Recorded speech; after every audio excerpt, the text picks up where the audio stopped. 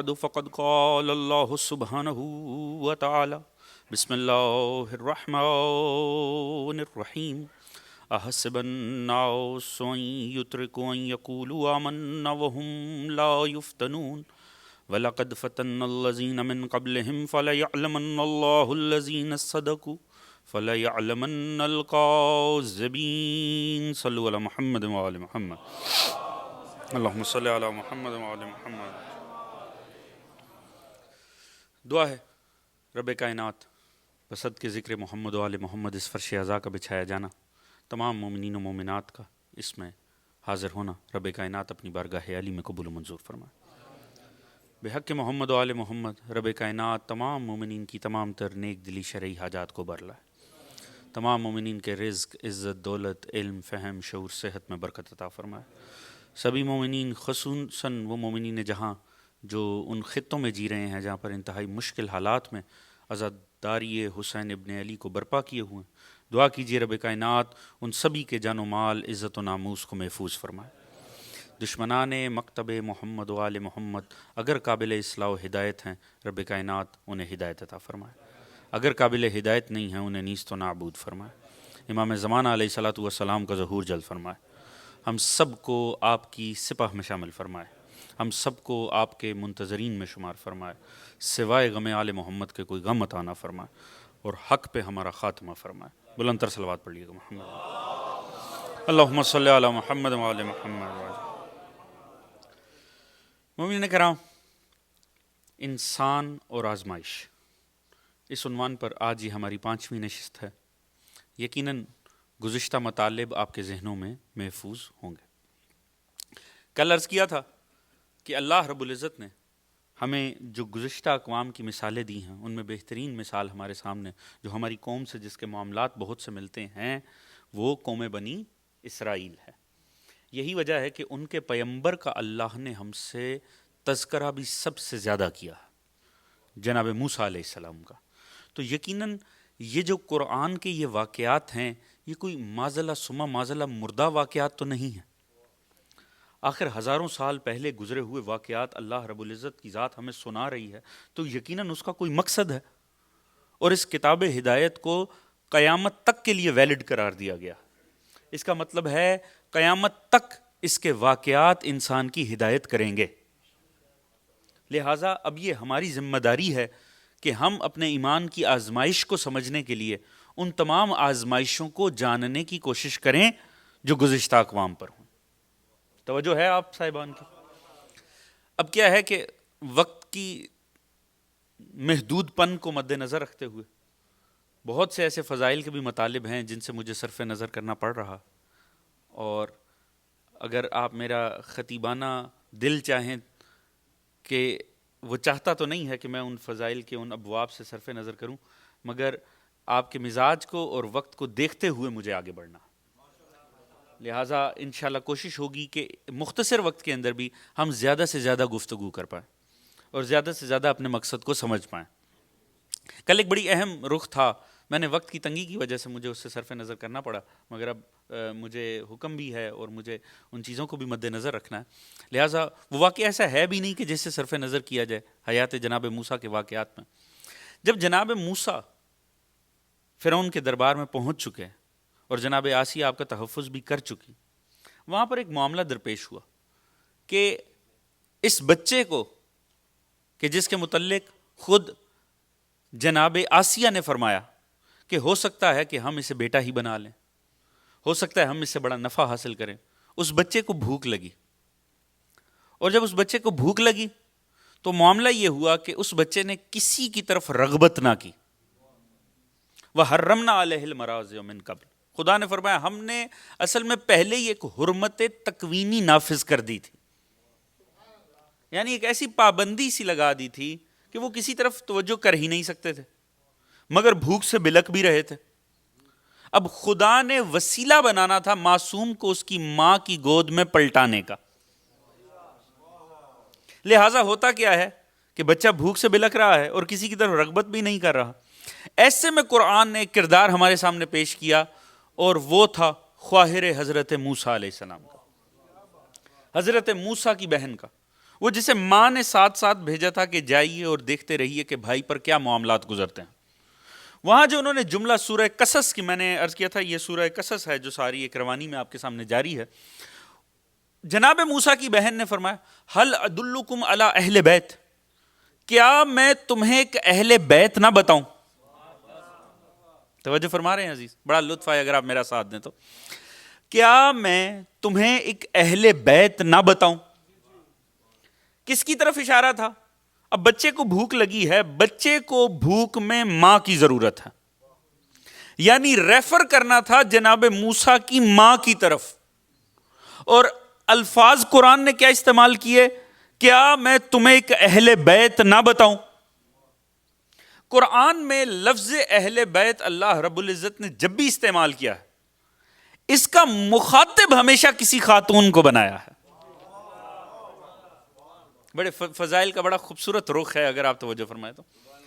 لفظ اہل بیت کا ایک ہے مصداق، ایک ہے مخاطب. اب یہ وہ الفاظ ہیں، مجھے جوانوں نے بلکہ مجھ سے یہ ریکویسٹ بھی کیا ہے، اور میں بھی چاہتا ہوں کہ وضاحت ہر چیز کی جائے، مگر کیا ہے کہ کچھ الفاظ کی چاشنی ہی تبھی تک رہتی ہے جب مخصوص الفاظ استعمال کیے جائیں. صاحبان ادب بیٹھے ہوئے ہیں، اور کیا ہے کہ جب دونوں قسم کی مجالس آپ کے سامنے ہیں تو اردو کا حق بھی مکمل ادا ہونا ہی چاہیے. لہذا زیادہ عامیانہ الفاظ میں خود بھی استعمال نہیں کرنا چاہوں گا، مگر کیا ہے کہ یہ جو دو الفاظ ہیں، ایک مخاطب کہ کسے سامنے رکھ کر بات کی گئی، اور مصداق کہ کس کس کو وہ معنی اپنے اندر کور کر رہے ہیں بنیادی طور پر. میں نے عرض کیا کہ قرآن نے جب بھی لفظ اہل بیت استعمال کیا ہے، اس کا مخاطب ہمیشہ کوئی خاتون ہوئی. یہاں پر مادر موسیٰ کی بات کرنی تھی، لہٰذا کہا ہل ادلکم علی اہل بیت، کیا میں تمہیں ایک اہل بیت نہ بتاؤں. بتانا کس کا تھا؟ جناب موسیٰ کی ماں کا. دوسری جگہ جناب اسحاق کی والدہ حضرت ابراہیم کی زوجہ. ابراہیم اور آپ کی زوجہ کھڑے ہوئے ہیں، فرشتوں نے آ کر مبارکباد پیش کی کہ خدا آپ کو صاحب اولاد کرنے جا رہا، آپ کو بیٹا دینے جا رہا ہے. فوراً جناب سارا تعجب میں آ گئی کہ اب خدا اس بڑھاپے کے عالم میں مجھے ماں بنائے گا. تو اس وقت ملائکہ ان کو مخاطب کر کے، سورہ مبارکہ ہود، وہ ملائکہ مخاطب کر کے کہنے لگے اتعجبین من امر اللہ، کیا آپ کو اللہ کے امر پہ تعجب ہو رہا؟ رحمت اللہ وبرکاتہ علیکم اہل البیت، اللہ کی تم پہ رحمتیں اور برکتیں ہیں اے اہل البیت. قرآن نے بتایا کہ تعجب جناب سارا نے کیا تھا، لہٰذا جسے مخاطب کر کے ملائکہ کہہ رہے تھے کہ آپ کو تعجب ہو رہا ہے، وہ مادر اسحاق تھی. یہاں پر بھی مخاطب کیا گیا خاتون کو. توجہ فرما رہے ہیں عزیزان محترم؟ ایک لطیف فرق ہے دونوں جگہ، ایک لطیف فرق ہے. لطیف فرق کیا ہے؟ جب خواہر موسیٰ جناب موسیٰ کی بہن نے مخاطب کیا ہل ادلکم علی اہل بیت، کیا میں تمہیں ایک اہل بیت نہ بتاؤں. لفظ استعمال کیا اہل بیت. مگر جب ملائکہ نے مخاطب کر کے کہا کہ آپ تعجب فرما رہی ہیں، رحمت اللہ وبرکاتہ علیکم اہل البیت، وہاں اہل بیت یہاں اہل البیت، یہ انہوں نے بیچ میں الف لام کا اضافہ کیا. وہاں اہل بیت تھا. بڑا لطیف نکتہ ہے، اور اگر آپ صاحبان کی توجہ ہوگی تو یہ خوبصورت تحفہ ہوگا آپ کے لیے اگر آپ توجہ فرمائیں تو. ایک جگہ اہل بیت، ایک جگہ اہل البیت. فرق کیا پڑ جاتا ہے اور بتانا ضروری کیوں ہے؟ کیونکہ ایک ایسی آیت ہے جس میں لفظ اہل بیت ہے اور وہ آپ کے سینوں پر نقش ہے. آیہ تطہیر، انما یرید اللہ لیذھب عنکم الرجس اہل البیت. ایسے ہی ہے نا جی، خدا کا اس کے سوا ارادہ ہی کوئی نہیں ہے کہ نجاست کو تم سے دور رکھنا ہے اے اہل البیت. ایک جگہ استعمال کیا اہل بیت، ایک جگہ استعمال کیا اہل البیت، بیچ میں الف لام کا اضافہ کیا. یہ الف لام کا اضافہ کیوں ہوا؟ صرف اس لیے، یہ الف لام اور کچھ نہیں کرتا، یہ اشارہ کر دیتا ہے سامنے موجود کی طرف. توجہ ہے جانے محترم؟ میں مثال دیتا ہوں. یوما، کوئی سا دن، کوئی بھی دن ہو سکتا ہے، تاریخ میں گزرا ہوا ہر دن ہو سکتا ہے. الیوم، توجہ ہے جانے محترم؟ میں نے اس آیت سے استفادہ کرنے کی کوشش کی ہے جو آپ کے ذہنوں میں موجود ہے. الیوم، کوئی اور دن نہیں، کوئی مخصوص دن. اسی لیے رسول نے فرمایا الیوم، کسی اور دن نہیں دین کامل ہو رہا، آج کے دن ہو رہا ہے، تاکہ جب تلاش کرنے والے ماضی میں جائیں تو جاننے کی کوشش کریں کہ اس دن ایسا کیا ہوا کہ اسی دن دین کامل ہوا۔ تو الف لام میں ہے اشارہ سامنے موجود کی طرف۔ جب جناب موسیٰ کی بہن نے یہ لفظ استعمال کیا تو مادر موسیٰ سامنے موجود نہیں تھی، لہٰذا انہوں نے لفظ استعمال کیا اہل بیت، مگر ملائکہ کے سامنے مادر اسحاق کھڑی ہوئی تھی، لہٰذا جب انہوں نے لفظ استعمال کیا تو انہوں نے اہل بیت کا لفظ استعمال نہیں کیا، اہل البیت، اشارہ کر کے کہ آپ کو کیوں تعجب ہو رہا ہے۔ پتہ لگا جب لفظ اہل البیت استعمال ہوتا ہمیشہ خاتون کے لیے ہے، اور اس خاتون کو سامنے ہونا بھی چاہیے۔ توجہ ہے عزیزان محترم؟ اب جا کر حدیث قصہ اٹھا کر پڑھیے گا، قرآن کی ہر آیت کو آنے کے لیے وجود مصطفیٰ کافی تھا، مگر یہاں مصطفیٰ بیٹھے ہیں قرآن کی آیت نہیں آتی، مرتضیٰ آ جاتے ہیں آیت نہیں آتی، حسنین آ جاتے ہیں، ایسا لگتا ہے آیت کو انتظار ہی کسی خاتون کا تھا۔ توجہ ہے عزیزان محترم؟ اور اس خاتون کو سامنے ہونا لازم تھا۔ یہی وجہ ہے، جا کر غور سے حدیث قصہ پڑھیے گا، جبرائیل نے خدا کا سارا پیغام باہر کھڑے ہو کر پڑھا چادر سے، سارا پیغام کہ خدا کیا چاہتا ہے، خدا کہتا ہے میں یہ نقل کرتا وہ نقل کرتا، صرف آیت پڑھنے سے پہلے کہتا ہے سرکار اجازت ہے میں اندر آ جاؤں؟ حدیث قصہ سے زیادہ کون سی حدیث آپ نے زیادہ سن رکھی ہے؟ کیا اجازت ہے کہ میں اندر آ جاؤں؟ جب اجازت ملی تو اندر آ کر سوائے آیت پڑھنے کے اس نے کام ہی کوئی نہ کیا۔ بات پہنچے تو میرا ساتھ دیجیے گا۔ اندر آ کے اس نے صرف آیت پڑھی۔ کیوں جبرائیل باہر کھڑے ہو کر جب سارا پیغام دے دیا تو آیت کیوں نہیں پڑھ دیتے؟ وہ کیسے آیت پڑھتا؟ آیت میں تھا اشارہ اور سامنے ہونی چاہیے تھی خاتون۔ اگر باہر کھڑے ہو کر پڑھتا تو گھر میں جو بھی خاتون ہوتی وہ کل کو کہہ دیتی میں بھی تو وہاں پر تھی، لہٰذا چادر میں آ کر کہا کسی اور سے نہیں، زہرا آپ سے نجاست دور ہے۔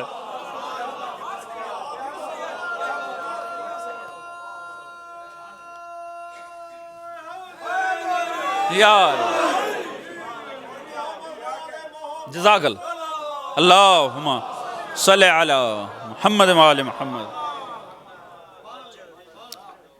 توجہ فرما رہے ہیں عزیزان محترم؟ کسی اور سے نہیں، سیدہ آپ سے خدا کا ارادہ ہے کہ نجاست کو دور رکھنا ہے۔ اگر بات پہنچے تو ایک جملہ عرض کروں، لیجئے یہی قرآن کے لطیف انداز ہوتے ہیں۔ دیکھیے قرآن نے کتنے خوبصورت انداز میں ہمارے لیے معنی نجاست بھی واضح کر دیا۔ اس آیت کو پڑھنے کے بعد اب ہم بڑی بڑی کتابیں اٹھا کر تھوڑا پڑھیں گے کہ نجاست کس کس شے کو کہتے ہیں اور کس کس شے پہ نجاست کا اطلاق ہوتا ہے۔ قرآن نے تو واضح فرما دیا اے اہل بیت خدا کا ارادہ ہے نجاست کو آپ سے دور رکھنا ہے۔ اب ہم تاریخ کی کتابوں میں اٹھا کر نہیں یا فقہ کی کتابیں کھول کر نہیں دیکھیں گے نجاست کسے کہتے ہیں، بس اتنا دیکھیں گے کہ زہرا سے دور کون کون ہے، جو سیدہ سے دور ہے بس وہی نجاست ہے۔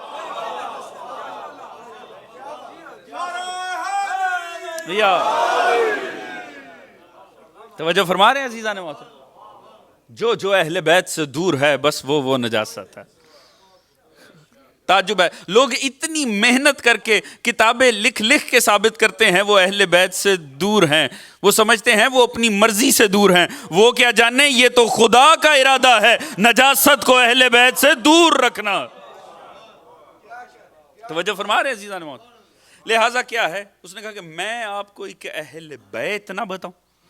کیسے خدا نے کتنے حسین انداز سے مادر موسیٰ کو بیٹے سے ملا دیا۔ اسی لیے میں نے عرض کیا تھا کہ جو خدا ایک ماں سے کیے ہوئے وعدے کی بھی پاسداری کرتا ہے، اس قوم سے کیے ہوئے وعدے کی پاسداری کیسے نہ کرے گا؟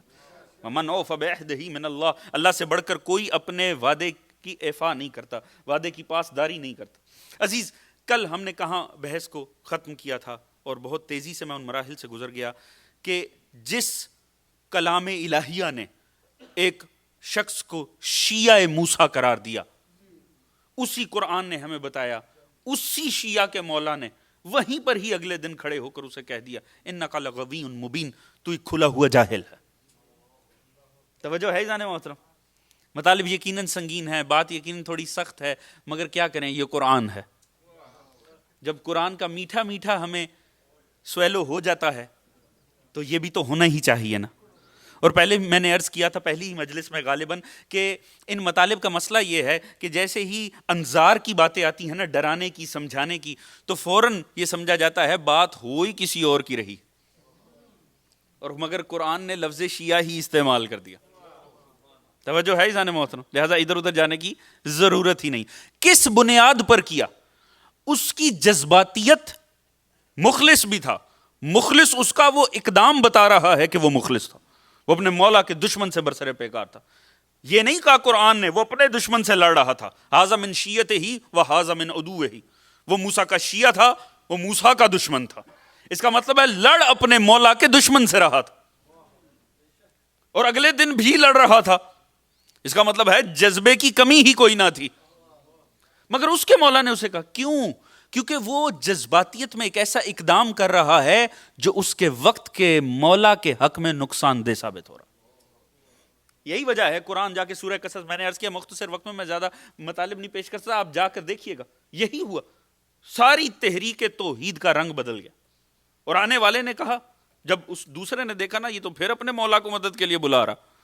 کل دیکھا تھا کہ ایک شخص کو یہ قتل کر چکے ہیں، اس نے فوراً ہی کہا آپ چاہتے کہ آپ زمین پہ فساد برپا کرنا چاہتے، آپ اصلاح چاہتے ہیں یا فساد چاہتے ہیں؟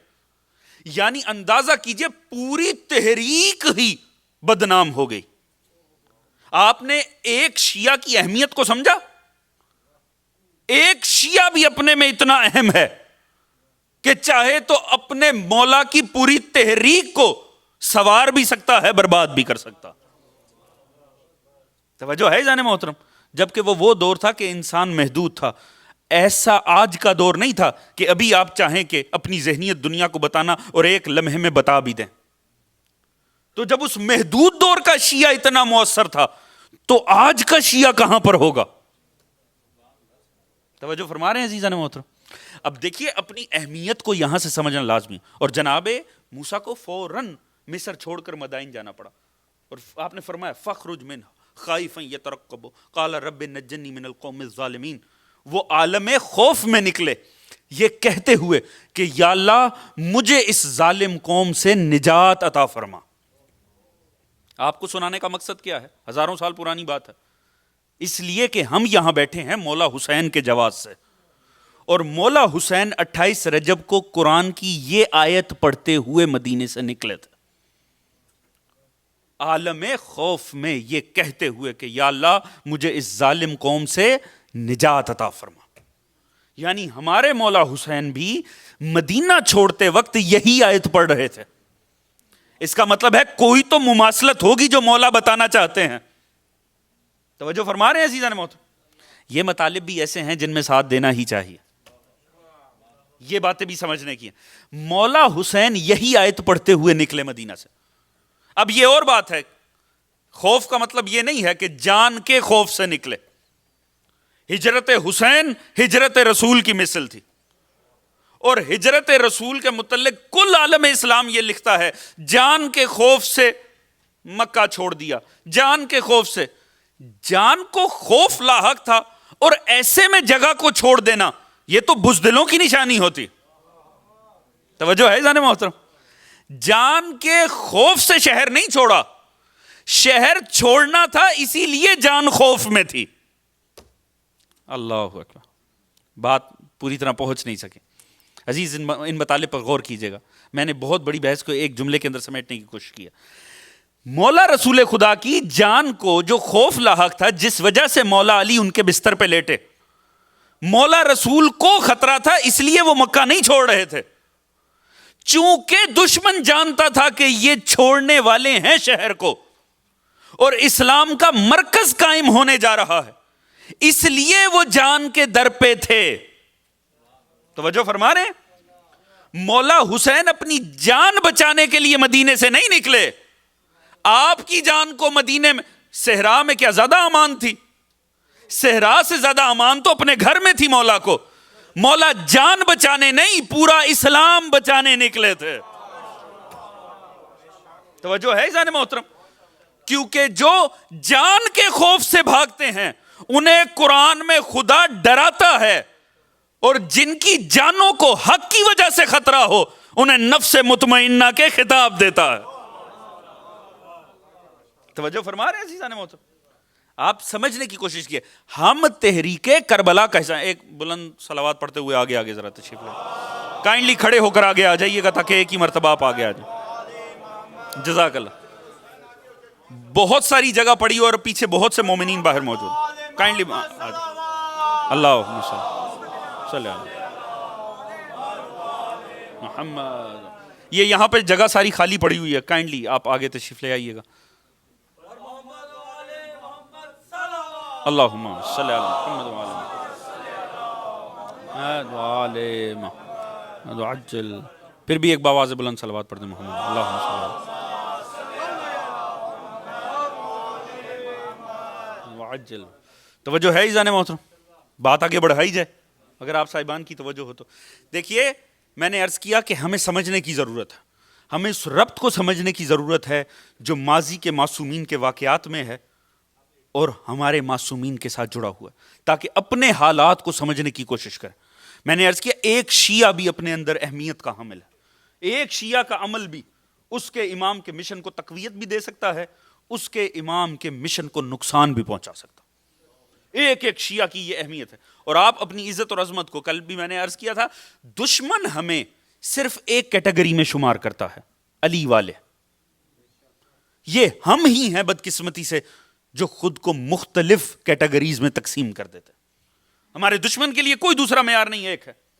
اور آپ نے اس بات کو کبھی سمجھنے کی کوشش کی ہے کہ آخر ہم سے جو ابھی بھی دیکھا جائے تو بہت سے سٹینڈرڈز کے مطابق دنیا کی پرامن ترین قوم ہے، ہم سے نفرت کی وجہ کیا ہو سکتی ہے؟ ہم سے جن کی تمام مذہبی ایکٹیویٹی بھی اپنی ہی حدود میں ہے، جو کسی سے کوئی سروکار نہیں رکھتے، یاد رکھیے گا آپ سے صرف ایک بات کی دشمنی ہے، آپ وارثان مشن حسین ہیں۔ مولا حسین کا مشن کیا تھا؟ مولا حسین کس وجہ سے؟ مولا حسین کی میں نے پہلی مجلس میں عرض کیا تھا، یزید کی ڈائریکٹ دشمنی مولا حسین کی ذات سے بنتی نہیں تھی۔ اس نے انکار وحی اور رسالت کیا تھا، اس نے انکار توحید کیا تھا، اس نے مولا حسین کے نسب منصب کا انکار نہیں کیا تھا، مگر مولا حسین اس سے جا کر ٹکرائے۔ وجہ دشمنی، اور آج کے حالات کو آپ سمجھ ہی نہیں سکتے جب تک اس دشمنی کی حقیقت کو نہ سمجھ جائیں۔ آج آپ کے ساتھ جو کچھ ہو رہا ہے دنیا میں، اس کو سمجھنے کے لیے لازم ہے آپ اس ربط کو سمجھنے کی کوشش کریں۔ ایک دشمنی تھی جب سرکار رسول خدا نے اپنی رسالت کا اعلان کیا ہے، ایک پورا گھرانہ تھا ابو سفیان کا۔ ابو سفیان اور اس کی نسل نے اپنی زندگیوں کا مقصد بنا لیا تھا، ہم نے اشہد ان محمد رسول اللہ کو گوارا نہیں کرنا، اور اس کے برمقابل اولاد رسول نے یہ عہد کیا تھا، ہم خود مٹ جائیں گے مگر بچائیں گے اشہد ان محمد رسول اللہ۔ ساری دشمنی کی بنیاد یہ تھی۔ ایک گھرانے نے طے کر لیا، میں نے عرض کیا آپ ان کو اگر ماضی کے واقعات سمجھیں گے آج اپنی حقیقت کو سمجھ نہیں سکیں گے۔ آپ نے مولا کی آمد کے حوالے سے سنا ہوگا سفیانی کا کردار۔ اگر آپ آج دیکھیں نا، ابو سفیان اور اس کی نسل نے وہاں پر کیا کیا؟ ایک ان کا مقصد تھا، اشہد ان محمد رسول اللہ کو برداشت ہی نہیں کرنا، اسے کسی طرح سے نکالنا۔ ابو سفیان جب تک زندہ رہا کوششیں کرتا رہا مقصد کامل ہو جائے، نہیں ہو سکا۔ اس کی نسل آئی، پوری طرح اس کے بیٹے کے متعلق عالم اسلام کے دفاتر بھرے پڑے ہیں کہ اذان میں بھی سنتا تھا نا اشہد ان محمد رسول اللہ تو چہرہ تک بدل جاتا تھا۔ اور صحابی رسول عبد الرحمن ابن عوف کہتا ہے آج کے بعد میں اس کے دربار میں نہیں جاؤں گا، کیونکہ وہاں مؤذن نے اذان دی اور وہاں اس نے کہا کہ میرا بس نہیں چلتا میں یہ نام نکال دوں۔ یزید نے تخت پہ آتے ساتھ کہا، کوئی وحی نہیں آئی تھی، بنی ہاشم نے ڈھونگ رچایا۔ اس کے بعد کربلا کا آغاز ہوتا ہے، اور ہمارے مولا نے کربلا کی فتح کو کہاں قرار دیا؟ ہمارے مولا نے جب اعلان فتح کیا تو کس انداز میں کیا؟ جب کوفے کے بازار میں آپ کے چوتھے امام آئے اور اس عالم میں تھے، وہ مصائب کا عالم تھا، تو ایک بدبخت کہ جس کا دل جلا ہوا تھا جنگ جمل سے، اس کا باپ جنگ جمل میں قتل ہو گیا تھا، ابراہیم بن طلحہ، اس کا باپ طلحہ جمل میں قتل ہو گیا. اس نے طنز کرتے ہوئے، لطف لیجئے گا بات کا، چوتھے امام کا جملہ ہے، اس نے چوتھے امام پر طنز کرتے ہوئے کہا بتاؤ حسین کے بیٹے پھر کون غالب رہا؟ مقصد یہ تھا کہ تمہارے بڑے مارے گئے، تم قید میں آ گئے. جیسے ہی اس نے طنز کیا نا، چوتھے امام نے اپنے جھکے ہوئے سر کو اٹھایا. بظاہر حسین کا بیٹا بے بس لگ رہا تھا، حقیقت میں شجاعت علی کا وارث تھا. ایک مرتبہ آنکھوں میں آنکھیں ڈال کر کہا بدبخت آذان ہونے دے، اگر آذان میں تیرے ابو سفیان کا نام ہو سمجھ لینا ہم ہار گئے، اگر محمد مصطفیٰ کا نام ہو سمجھ لینا ہم جیت گئے. توجہ فرما رہے ہیں اس جان موت. ارادہ ابو سفیان اور اس کی نسل کا تھا یہ نام مٹانا. رسول کی اولاد نے ارادہ کیا ہر صورت میں یہ نام بچانا ہے.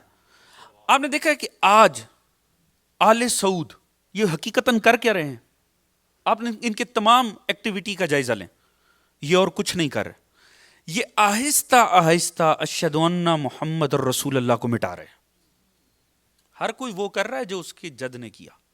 یہ کیا کر رہے ہیں؟ آپ نے دیکھا انہوں نے گزشتہ چند سالوں میں بڑے سسٹمیٹک طریقے سے رسول خدا کے 150 سے زیادہ 150 سے زیادہ لگ بھگ اتنی تعداد میں آثار پیغمبر، فزیکل آثار پیغمبر دنیا میں موجود تھے، جن میں سے اب صرف 4-5 بمشکل رہ گئے ہیں قبر رسول سمیت. یہ کیسے ہوا؟ گزشتہ ایک صدی میں مسلمانوں نے غور ہی نہیں کیا ہو کیا رہا. وہ پیغمبر کے تمام فزیکل آثار کو، فزیکل آثار ہی تو دلیل ہیں یہ شخصیت تھی. آج ایک قوم نے بڑے طریقے سے جناب عیسیٰ کے تمام فزیکل آثار کو دنیا سے مٹا دیا. اس وقت جناب عیسیٰ یا کتابوں میں ہیں یا دلوں میں ہیں، اور جو شے صرف کتابوں میں ہونا اس کی مخالفت میں کتاب لکھی جائے وہ متنازع ہو جاتی. اس لیے آج ایک گروہ پیدا ہو گیا ہے جو یہ کہتا ہے عیسیٰ نام کا کوئی شخص دنیا میں گزرا ہی نہیں، اور لالے پڑے ہوئے ہیں جو عیسیٰ کو مانتے ہیں انہیں، کیونکہ وہ یہ ثابت کرتے ہیں نہ عیسیٰ نام کا کوئی شخص تھا، اور اگر تھا تو ایسی کوئی شخصیت تھی ہی نہیں جو بطور شخصیت پیش کی جاتی. آل سعود نے گزشتہ چند سالوں میں 150 سے زیادہ فزیکل آثار مٹا دیے، اور قبر رسول بھی، اس کے متعلق بھی جو ان کی انٹینشنز ہیں وہ اسے بارہا بیان کر چکے ہیں. ایسا ہے کہ نہیں ہے؟ ابھی مقام ابراہیم بھی ریموو ہونے جا رہا ہے. ہر وہ آثار جو رسول سے متعلق تھا وہ بڑے طریقے سے مٹایا جا رہا. کیوں؟ آپ کے خیال میں یہ اتفاقیہ کام ہو رہا؟ اتفاق سے کچھ نہیں ہو رہا. کیا یہ عزاداری اتفاقیہ ہو رہی ہے؟ نہیں، یہ 1400 سالہ تسلسل ہے. تسلسل حسینیت کا نہیں چل رہا، ساتھ میں یزیدیت کا بھی چل رہا ہے. توجہ ہے ذہن محترم؟ سمجھنے کی کوشش کیجئے گا. ابو سفیان ساری زندگی کوشش کرتا رہا. ابو سفیان کی ہمیشہ یہ کوشش رہی مٹانا ہے. آخر میں بے بس ہو گیا. کیوں؟ رسول خدا باہر آ گئے، مکہ کے باہر آئے، اتنا بڑا عظیم لشکر تھا، مجبور ہو گیا، بے بس ہو گیا، اسلام قبول کر لیا. ٹھیک ہے جی، مجبور ہو کے. دلوں میں انٹینشن یہی تھی. یہی وجہ ہے بنی امیہ میں خلافت آئی، اس نے کہا گیند کی طرح اچھالو اور اس نام کو مٹا دو. جناب حمزہ کی قبر پہ آ کے ٹھوکر ماری، اور ٹھوکر مار کے کہتے ہیں حمزہ اب بتا اب ہم سے مصطفیٰ کو کون بچائے گا. توجہ ہے جانے محترم؟ یعنی اس کا اور اس کی نسل کا ارادہ تھا ہم نے محمد مصطفیٰ کے نام کو مٹانا. خدا نے دوسری طرف رکھا ہے آل رسول کو، جنہوں نے ارادہ کیا خود مٹ جائیں گے، بچائیں گے نام محمد کو. اور کمال یہ دیکھیں ہم سے دشمنی کیوں ہے؟ جانتے ہیں ہم سے دشمنی کیوں؟ ہم سے دشمنی بنتی نہیں ہے. ہم سے صرف ایک دشمنی ہے، دشمن مٹانا چاہتا ہے محمد مصطفیٰ کو. ہم نے جگہ جگہ اس مصطفیٰ کے بچوں کے تذکرے چھیڑ دیے ہیں. توجہ ہے جانے محترم؟ جب اولاد رسول کا ذکر نہیں مٹے گا تو رسول کا ذکر کیسے مٹ جائے گا؟ توجہ ہے جانے محترم؟ انہوں نے فزیکل آثار مٹانے شروع کیے تھے، ہم نے جگہ جگہ روزوں کی شبیہیں سجا دی ہیں. توجہ ہے جانے محترم؟ اگر ان کی پلاننگ کے درمیان کوئی قوم آ رہی ہے تو وہ ہے جو ذکر آل محمد کو برپا کیا ہو. اب آپ نے دیکھا یہ مجالس سے دشمنی کیوں، اس ذکر سے، ان جلوسوں سے دشمنی کیوں ہے؟ اس جلوس میں ہوتا کیا ہے؟ ہم تو کسی کو کچھ نہیں، یا حسین کریں. مسئلہ یہ ہے حسین ضمانت رسول ہے. توجہ ہے جانے محترم؟ اللہ اکبر، یا رسول اللہ، یا علی، زندہ زندہ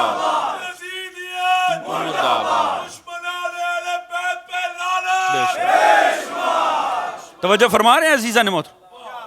ہم نے کیا کیا ہے؟ ان کی پلاننگ کے درمیان اگر کوئی قوم کھڑی ہوئی ہے تو وہ مکتب حسین ابن علی ہے.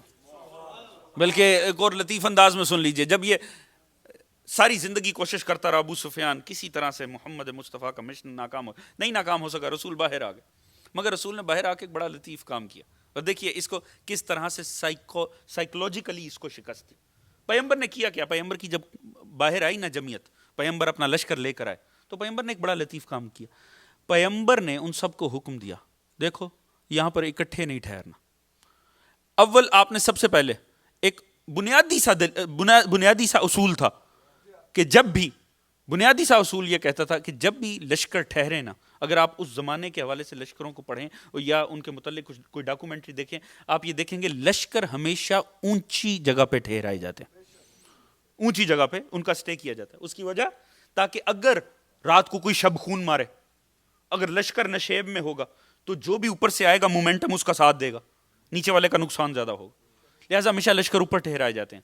رسول خدا نے مکہ کے باہر آ کر بجائے بلند جگہ پہ نشیب پہ لشکر ٹھہرا لیا، نیچے خود انٹینشنلی. صحابہ نے حیرانی سے کہا سرکار یہ کیا؟ آپ تو، کیونکہ ایک واضح اصول کی خلاف ورزی تھی. آپ نے فرمایا بس ہم نشیب میں رہیں گے. پھر نشیب میں رہنے کے بعد آپ نے ایک اور دوسرا لطیف حکم دیا، فرمایا اکٹھے نہیں بیٹھنا، ایسا کرو جگہ جگہ الاؤ جلا لو، جگہ جگہ آگ روشن کر لو، اور آگ کے ارد گرد 10 12 افراد بیٹھ جاؤ. اب یہ بھی ایک بڑا عجیب سا اصول تھا، انہیں سمجھ ہی نہیں آئی پیغمبر کہنا کیا چاہتے ہیں. ایک بات بھی مس ہو گئی نا تو ذہن میں سے بڑا لطف ضائع ہو جائے گا. پوری توجہ رکھیے گا. وہ خود نہیں جانتے تھے وہ کیا کر رہے ہیں، بس پیغمبر فرما رہے تھے بس بیٹھ جاؤ، الگ الگ بیٹھ جاؤ اور آگ جلا لو. انہیں تو خود نہیں سمجھ میں آ رہی تھی یہ ہو کیا رہا ہے. مگر مصلحت سرکار مصطفیٰ کا تب پتہ چلا جب مکہ کے رؤسا ابو سفیان کے ساتھ دیکھنے کے لیے آئے کہ مصطفیٰ کتنا بڑا لشکر لائے ہیں. جیسے ہی انہوں نے دور سے دیکھا نا، انہیں لگا لشکر رسول تو پھیلا ہوا.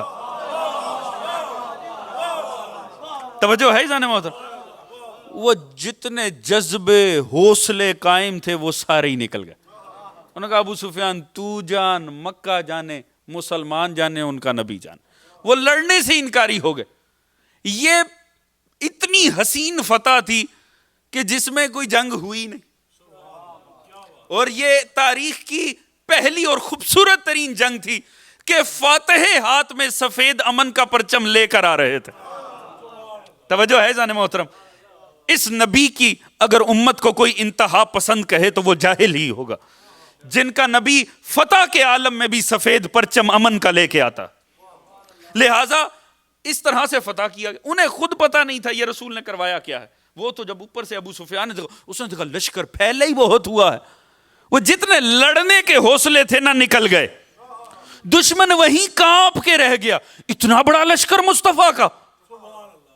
توجہ چاہوں گا عزیزان محترم، جملہ لیجئے.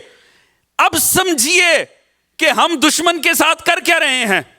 وہ تو اربوں پیٹرو ڈالر ہاتھ میں لیے بیٹھا ہے، مگر یہ مجالس حسین کیا ہو رہی ہیں؟ یہ جگہ جگہ چھوٹے چھوٹے عزا خانے یہ حسین کے لشکر کے الاؤ جل رہے ہیں. جب دور سے دشمن دیکھتا ہے سارے حوصلے پست ہو جاتے ہیں.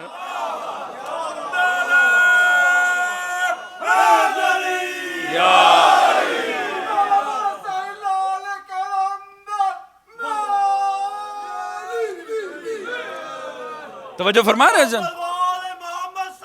اللہم صلی علی محمد وعلی محمد وعجل فرج. یا علی یا علی یا علی. توجہ فرما رہے ہیں اس نواز. یہ حسین کے جگہ جگہ حسین کے لشکر کے الاؤ جل رہے ہیں. یاد رکھیے گا یہ عزا خانوں کو اضافی نہ سمجھیے گا, کسی ایک مجلس کو بھی زائد بر ضرورت نہ سمجھیے گا. یہ ایک ایک مجلس آپ کیا جانے, وہ جو بیٹھے ہوئے تھے ان کو تھوڑی پتا تھا یہاں بیٹھنے کا مقصد کیا ہے. توجہ ہے جانے محترم, اس غلط فہمی میں نہ رہیے گا. ملتا کیا ہے, مجلس میں جائیں گے تو ملے گا کیا؟ ملے چاہے نہ ملے, آپ بیٹھ جائیں دشمن کا نقصان ہو رہا.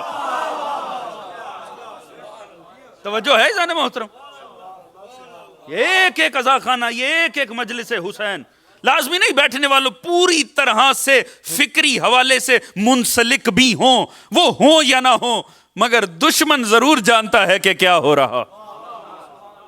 یہ لشکر حسین اس انداز میں خدا نے حسین انداز میں پھیلا دیا ہے.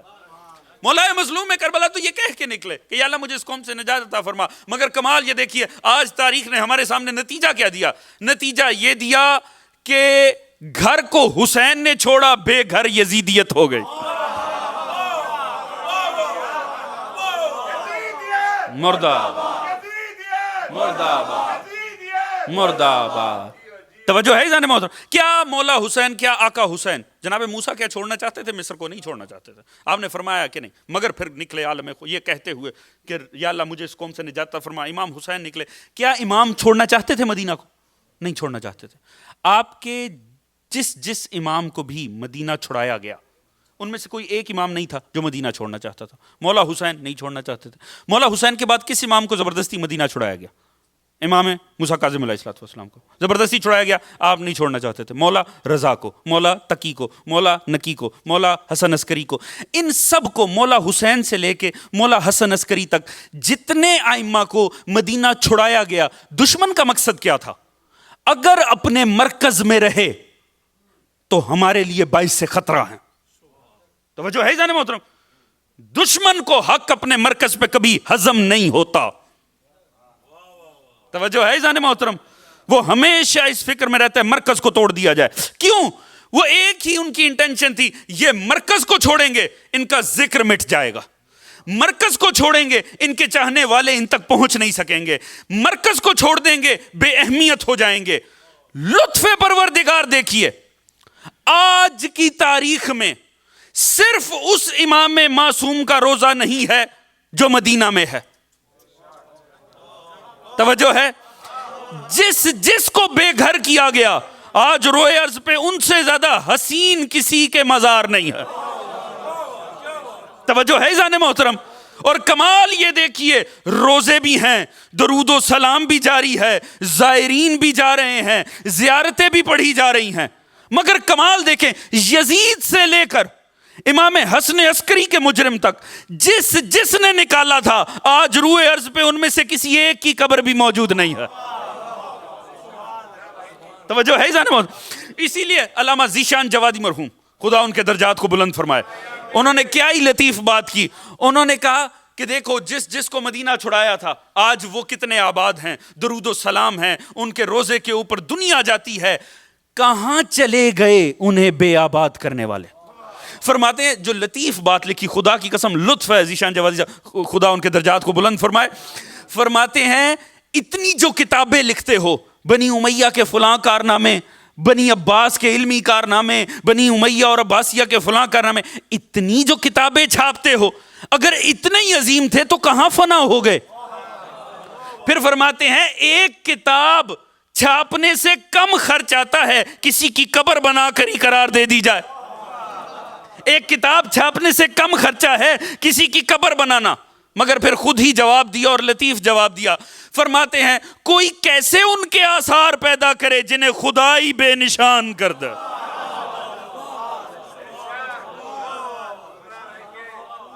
توجہ ہے جانے محترم. معصوم کو بے آباد کرنے کی کوشش کی تھی, مگر کمال یہ دیکھیے سارے زمانے میں, ساری دنیا میں, اور محمد و آل محمد میں یہ فرق ہے, حتیٰ انبیاء تک لوگ جگہوں سے پہچانے جاتے ہیں, لوگ جگہوں سے معزز ہوتے ہیں, کئی انبیاء کعبے سے ہوئے، کئی بیت المقدس سے ہوئے.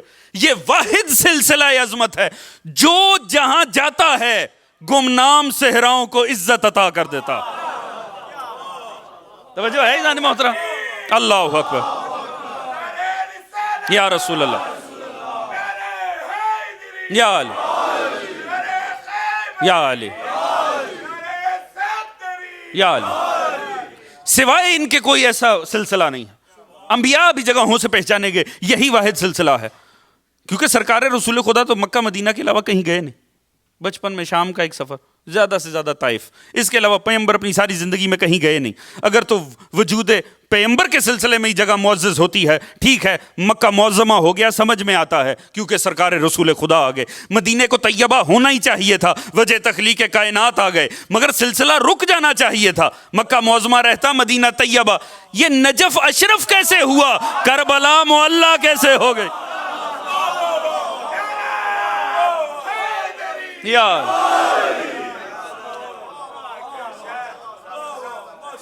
آج ان کے حسین روزے یہ خدا تعالیٰ کی خوبصورت مشیت ہے. ایک ایک ہونے والی مجلس دشمن کے مقصد کو پامال کر رہی ہے. یہ قوم ہے جو کھڑی ہوئی ہے راہ حق میں. یہ وہ قوم ہے جو دشمن کے عین، آپ کریں یا نہ کریں، مگر آپ میں سے ہر شخص حسین کو مان کے ہی باطل کا دشمن ہے. ایک ایک ہونے والی مجلس یہ بنا ہوا ایک ایک. اسی لیے میں عرض کرتا ہوں یہ اتنے حسین عزا خانے، کبھی آپ نے سوچا سامنے سے گزرنے والوں کے دل پہ گزرتا کیا ہوگا؟ توجہ ہے جان محترم؟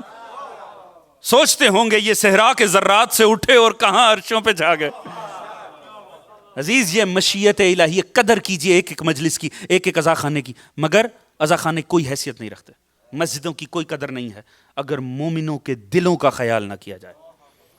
سب سے اہم تو ہے مومنوں کے دلوں کا آپس میں جوڑنا، باقی اینٹ گارا ہے. صرف اور صرف دلوں کا ملنا سب سے اہمیت کی حامل ہے. لہذا ایک ایک مومن کی عزت کیجئے، ایک ایک مومن کی قدر کیجئے. ایک مومن مولا کے مشن کو بنا بھی سکتا ہے، بگاڑ بھی سکتا ہے. اور آپ کا دشمن آپ کو صرف شیعہ حیثیت میں دیکھتا ہے، آپ بھی ایک دوسرے کو سوائے شیعہ ہونے کے کسی حیثیت میں نہ دیکھیں. باقی نظریہ کیا ہے، کسی کے اپنے خیالات کسی شخصیت کے متعلق، کسی نظریے کے متعلق کیا ہیں، یہ بات کی باتیں. لا الہ الا اللہ محمد رسول اللہ علی ولی اللہ. جب یہ عقیدے میں ہے سب بھائی ہیں. عزیز قدر کیجئے، خدا کی قسم کیوں نہ قدر کی جائے. اتنی آسانی سے یہ دین نہیں بچا ہے، مشکل سے یہ دین محمد و آل محمد نے قربانیاں دی. آج اس عزا خانہ کی روایت کے مطابق جو حکم ہے وہ طفلان حضرت مسلم کا ہے. کوئی دنیا کی تہذیب اٹھا کر دیکھ لیں، بچوں کا خیال ہر جگہ رکھا جاتا. بچوں پر کون ظلم کرتا؟ بچوں پر کہاں سفاکیت اور جنایت برتی جاتی ہے؟ عزیز مگر عجیب تعجب ہے، خدا کی قسم آل محمد کے بچوں کی عجیب قسمت ہے. شیب ابی طالب کی گھاٹیوں سے لے کر شام کے زندانوں تک آپ کو دین کی خاطر سسکیاں سنائی دیں گی تو آل محمد کے بچوں کی اگر بلکتے ہوئے محسوس ہوں گے. شیب ابی طالب سے لے کر کربلا کی گرم خاک تک آپ کو العطش العطش کی صدائیں آئیں گی تو آل محمد کے بچوں کی. اتنے مظلوم ہیں آل محمد کے بچے، دنیا کی کوئی قوم بچوں پر ظلم نہیں کرتی. عجیب تھے جو مسلمان کی حیثیت سے آل محمد کے مقابل پہ آئے. اور وہ تو بچے تھے ہی جو ماؤں کی گودوں سے گر گر کے کوفہ و شام کے درمیان چھوٹے چھوٹے روزوں میں تبدیل ہو گئے. ان دو ننھے بچوں کی بھی عجیب قسمت تھی جن کے حصے میں زندان کوفہ آتا. 1 سال عالم قید میں، اور اس عالم میں سوچئے 6-7 سال کے بچے ہوں. 6-7 سال کا بچہ، اس کی کیا فکر ہوتی ہے، اس کی اپنی ذات میں کیا حیثیت ہوتی ہے. تنہا زندگی گزار سکتا ہے وہ بچہ؟ یہ 2 بچے تنہا زندگی گزار رہے ہیں، ایک دوسرے کے سہارے جی رہے ہیں. اور ہوتا یہ ہے کہ دن میں 1 مرتبہ کھانے کو اور پینے کو ملتا ہے. جب دونوں ہی بچوں نے ایک عرصہ گزار لیا نا تو آپس میں سوچا اور فیصلہ کیا آخر کو ہم انسان ہیں، ہم سوائے اس ایک شخص کے کسی کو جانتے نہیں ہیں جو دن میں 1 مرتبہ آ کر کھانا پینا دیتا ہے. ہو سکتا ہے اسے اپنا تعارف تو کروائیں، ہو سکتا ہے شاید دل پسیج جائے. جب وہ آیا نا اور کھانا رکھ کے جانے لگا. ایک مرتبہ تڑپ کے اس سے صرف اتنا کہا, اے شخص تو محمد مصطفیٰ کو جانتا ہے؟ وہ تڑپ کے کہنے لگا, میں نے کلمہ پڑھا ہے اس ذات کا. کہا اچھا پھر ان کے بھائی اور داماد علی ابن ابی طالب کو بھی جانتا ہوگا؟ اس نے کہا کیا کہہ رہے ہو, آقا و مولا ہیں. کہا اچھا پھر یقیناً ان کے بڑے بھائی عقیل کو بھی جانتا ہوگا. کہا کیوں نہیں پہچانیں گے, بنی ہاشم ہیں, صاحبان عزت ہیں, مگر بچوں تمہیں کیا لگے؟ کہنے لگے تو جانتا ہے عقیل کا ایک بیٹا مسلم ہے؟ کہا ہاں میں جانتا ہوں, تم کیوں پوچھ رہے ہو؟ رو کر کہنے لگے ہم آل محمد ہیں, ہم مسلم کے بچے. تڑپ اٹھا, میرے سے کیا ظلم و ستم ہو گیا, میں اتنے عرصے سے جن دو شہزادوں کو یہ محمد و آل محمد کے بچے ہیں. تڑپ اٹھا, فوراً زندان کھولا, کہا خدارا ہمیں ہماری ماں سے ملا دے, خدارا ہمیں ہمارے گھرانے سے ملا دے. اس کے دل میں جتنا ایمان اور رحم تھا اس کے مطابق اس نے کہا میں صرف اتنا کر سکتا ہوں, تمہیں چھوڑ دوں اس زندان کے باہر, تمہیں راہ بتا دیتا ہوں, آگے تم جانو, تمہارا مقدر اور قسمت جانے. رات کی تاریکی میں زندان کھولا, دونوں کو بتا دیا فلاں راستے چلے جاؤ, وہاں سے صبح قافلہ مدینے کی طرف جائے گا, آگے تمہاری قسمت. ساری رات بچے چلتے رہے کوفے کی گلیوں میں. جس گلی سے مسلم کی لاش کو گزارا گیا تھا, جہاں جہاں حضرت مسلم کے پاکیزہ لہو نے سڑکوں کو طہارت بخشی تھی, وہاں مسلم کے شہزادے ساری رات چلتے رہے. مگر جیسے ہی پہلی کرن پھوٹی نا, تو یہ دیکھ کے دونوں تھکے ہوئے بچے تڑپ اٹھے کہ رات کو جہاں سے چلے تھے دن میں وہیں پر کھڑے ہوئے.